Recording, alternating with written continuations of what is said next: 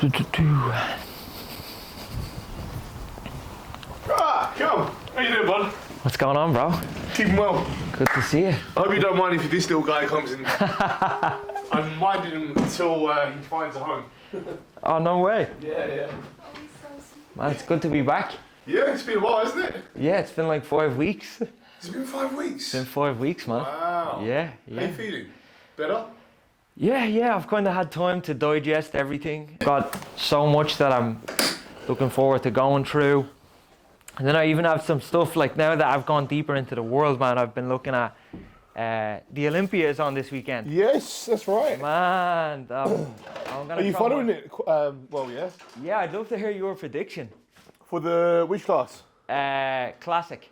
Oh, classic. I have Chris Bumstead for the win, of course. Then I have Ramon. Is it Ramon? Yeah. I have. I think Urs. And then there's another Brazilian guy called Fabio. Hold on, I'm going to move your shoes before they get it. She loves shoes. I don't know why. Dog. Well, every dog does actually, don't they? And so you gonna reckon, have rough diesel. You reckon Chris will win? Yeah. Yeah? I've got he's ahead of the game, right? You know? What is it? Why is he like I know it's his work, his aesthetic, like what is giving him that edge?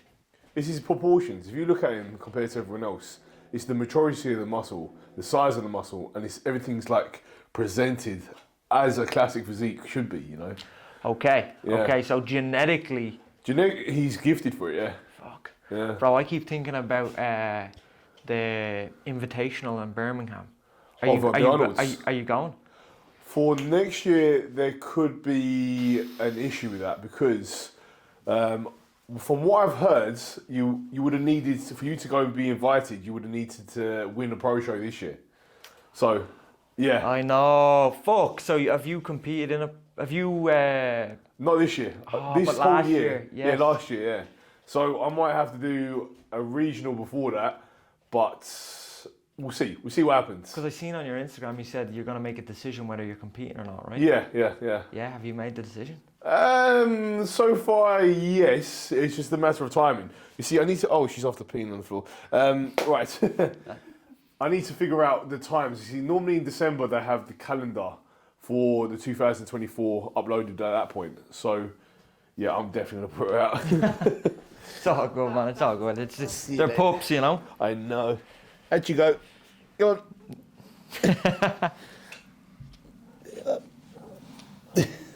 I God love her.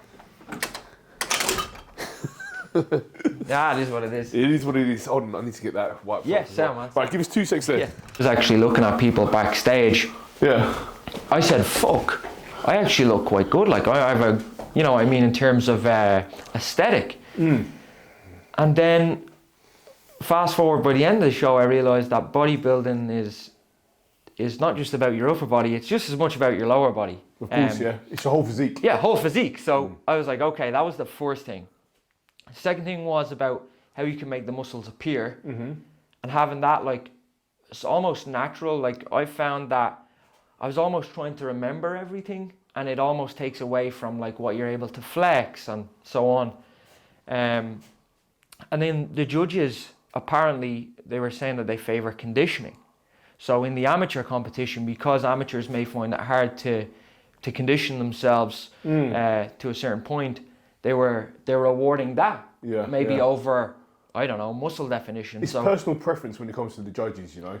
Okay. So for instance, like my top tier, if I was going to be a judge at a show, I would see the aesthetic. I would see, all right, okay, is the waist small, proportions good, and then I would go to conditioning, size, and then balance. Is everything balanced? Like, what I mean by balance is, say for instance, if your upper body's too big for your lower body, there's an imbalance there. Yes, I'm with you. So I found from looking and re-watching, definitely so much that I could learn from in terms of lats, for example. Like, I noticed I didn't make myself appear wide enough.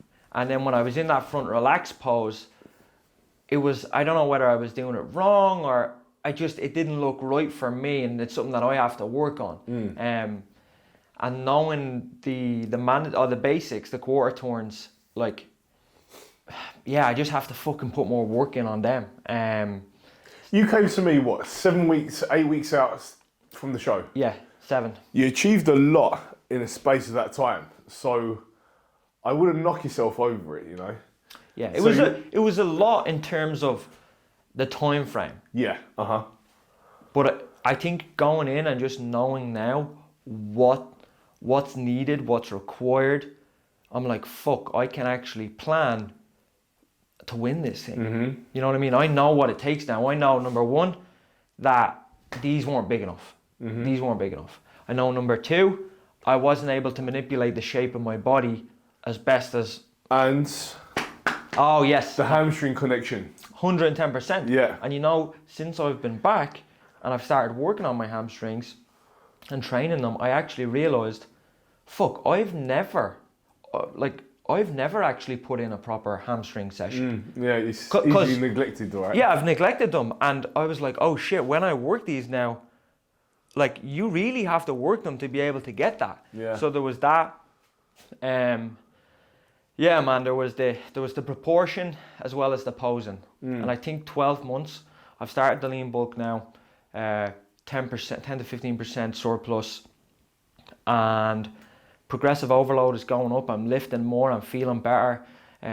It's kind of sad seeing the body fat come a little bit higher. It happens naturally, man, yeah. And that's something that I have to kind of accept. Yeah. How do you deal with that, by the way? I find it really hard. I don't deal with it quite good, to be honest. Like, normally, hold on, let me just quieten this down. Are you the same, like, mentally? I love to see everything separated.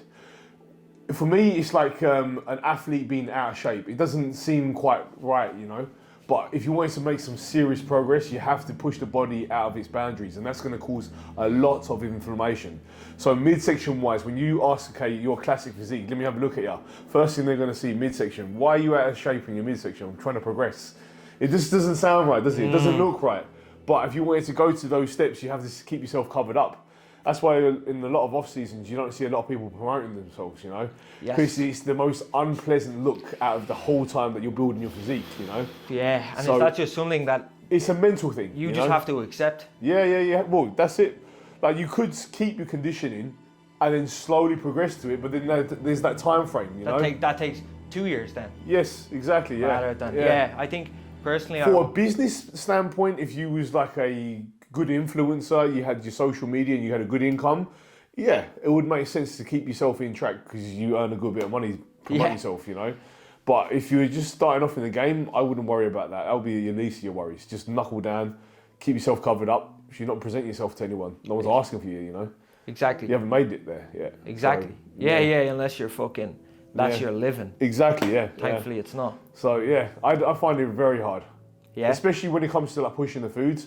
Like years ago, I would have been able to eat 7,000 calories easy, no problem. Now this year, for some strange reason, I think I'm getting old. Appetite is completely like it's stalled. I could eat 4,000 calories and be stuffed. Really? Yeah. And even though your body might need it needs more. 5,000-6,000. For me to progress even more and be fuller and, you know, attain a new physique, yes, I need to get those calories up even higher.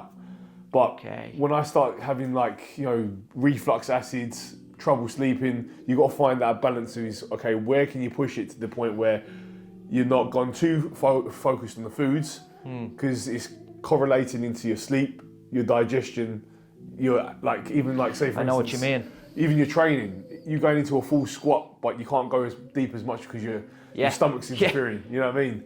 There's a lot of details, and you got to fine tune everything down. So fucking hell. It doesn't get easy, man. It gets a lot harder.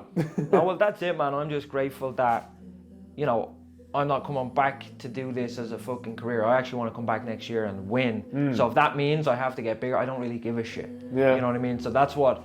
So I'm glad you mentioned that. The next time that you even go down, even if you don't even have that mass that you're looking for, now you've got the time on your hands to come in crispier, drier, connection-wise, posing-wise. This is the other thing. We done the body fat scan the day before the show. Yeah. It was 3%. Wow. But I think now manipulating, so I had 100% fat and protein up until the Thursday, no carbs. Yeah.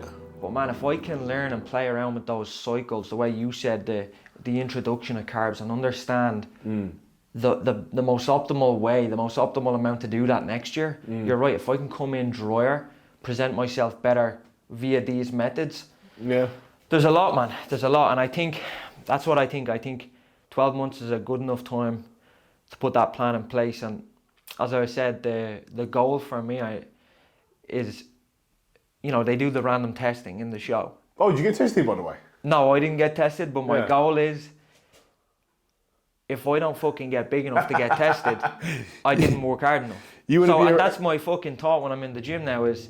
Yeah, you want to be a red flag going into it. I almost want to be a red flag. Hey, you better want to test me. Yeah. So, I like that. Yeah, man, so I think you're right. Plenty of time. And I had the best fun doing the 60 seconds. Good.